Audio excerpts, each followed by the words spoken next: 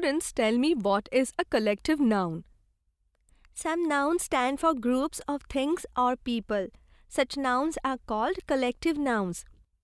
Very good. Give some examples. Class, people, a herd of cattle, a flock of birds, a team of players, a set of cards, list of names. Very good. Collective nouns also have singular and plural forms. For example, class, classes, herd, herds, flock, flocks. Come, let's try to find some more collective nouns. A bunch of grapes, a bunch of keys, a pile of books, a bucket of flowers. Let's do an opinion poll. We will give our opinions on some important topics. Our first topic will be what makes a good friend. I will give you some options to poll. Whether you agree, not agree, or are not sure, we will judge our answers according to the number of votes we get for that opinion. Let's start. A good friend shows you the answer sheets at the time of exam. Ma'am, our class is of 60 students. 10 of them agree, 30 disagree, and 20 are not sure. Yes, that tells us that a good friend need not necessarily show you the answer sheets at the time of exam. Our next option is points it out when you are doing something wrong. Ma'am, here 50 students agree and 10 disagree. Our third option is sides with you in all fights and quarrels. Ma'am, again a majority of students agree with the opinion. Let's see the other option. Keeps a secret. Again the whole class agrees with this option. And our last option is tells you all the gossip. Ma'am, here the class has 50-50. Half of the class agrees and half class disagrees. So we come to the conclusion that a good friend is one who points it out when you are doing something wrong and keeps your secret. Let's take one more topic. What makes good students? First option is a good student keeps quiet in the classroom all the time. Ma'am, 20 agree, 30 disagree, and 10 are not sure. This means that is not necessary that good students always keeps quiet in the classroom.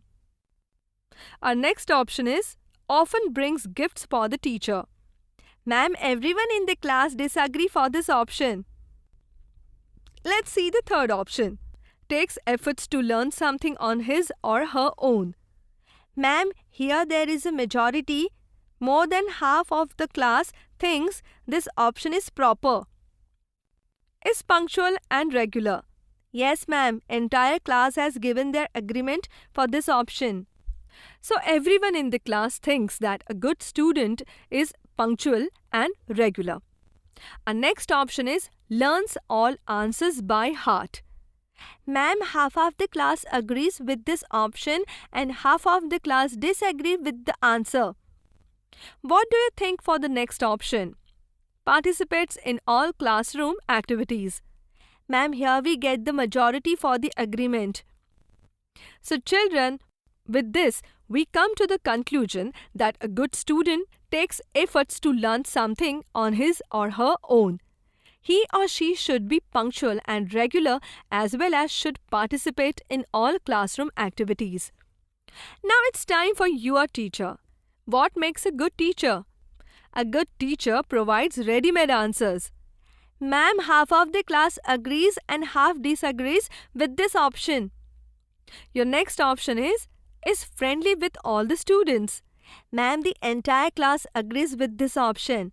Everyone thinks a good teacher should be friendly with all the students. Let's see the next option. Brings in a lot of fun and humor in the classroom. Ma'am, majority of the students think that a good teacher should possess this quality. Gives challenging tasks and makes the students work on them.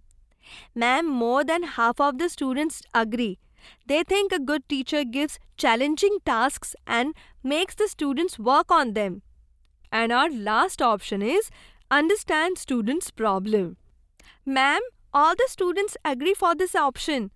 So we come to the conclusion that a good teacher should be friendly, humorous, challenging, as well as understanding. So children, this is how we can make decisions when the topic is complicated or of great importance. So children, with this we have come to end of first part of our lesson. Let's start with the second part.